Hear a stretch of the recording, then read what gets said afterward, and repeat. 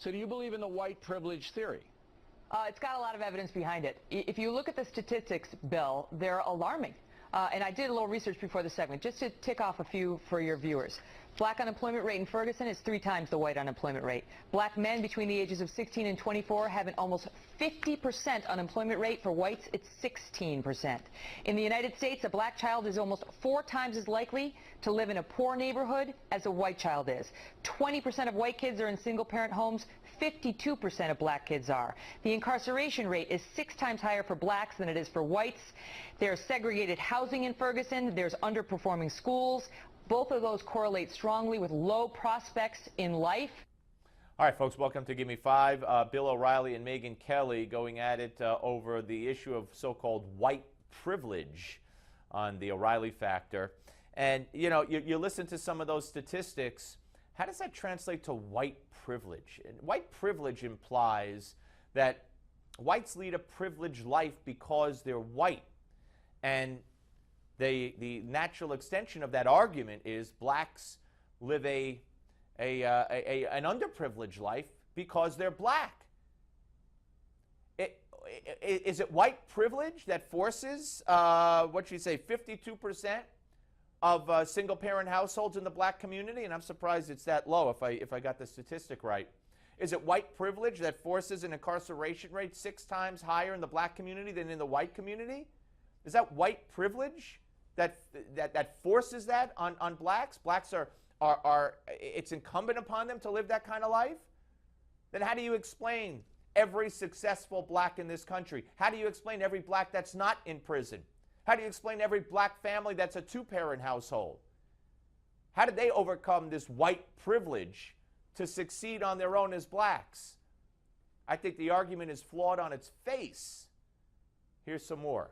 All of that, and not to mention in 2008, the Bureau of Justice stats came out with this figure. Blacks are almost 3 times as likely as whites to be subjected to force or threatened with it by police.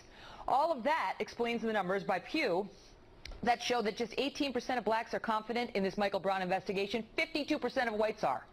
65% of blacks say the cops went too far. 33% of whites do. Those numbers are all correlated, Bill. They are all correlated. And it's all because of evil whites and white privilege, says Megyn Kelly. Or she didn't say that. That's what I interpret her remarks to mean. Blacks are more likely to have a confrontation with police. In these high crime areas, who's committing the crimes? In minority areas, who's committing the crimes? We know 92% of blacks who are killed by other blacks. So, I mean, you know, some of these statistics are so very misleading, and I'm not surprised because I never had Megyn Kelly pegged as a conservative. I never did. Never. Here's more.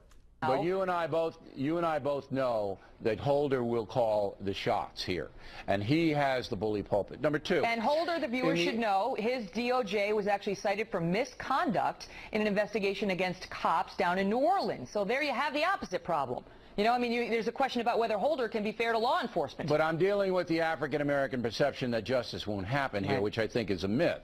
Secondly, the Asian-American community is not a troubled situation.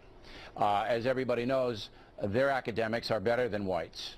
Okay? They have language to overcome, while black Americans don't. It all comes down to families, culture, personal responsibility, all of these things, which we don't hear anything more much about. And this is what drives the poverty. Absolutely. How do Asians overcome? How do they overcome white privilege, huh? When they have a language barrier that blacks don't have. Bill's absolutely right. One more. But nothing will get better in this country until the culture changes.